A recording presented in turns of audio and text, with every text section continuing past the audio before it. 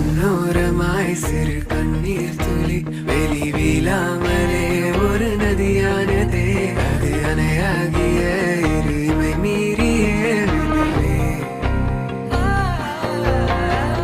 பேசாமலே மொழி வீணானதே உன்னை தேடாததால் உயிர் சோர்வானதே இமை உரையாடிய அந்நொழி வேண்டுமே நிலவே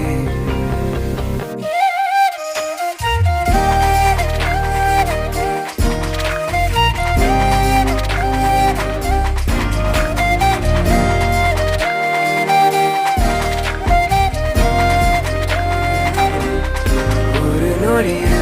எந்தன் விலை உயிர் கிடைத்திடும்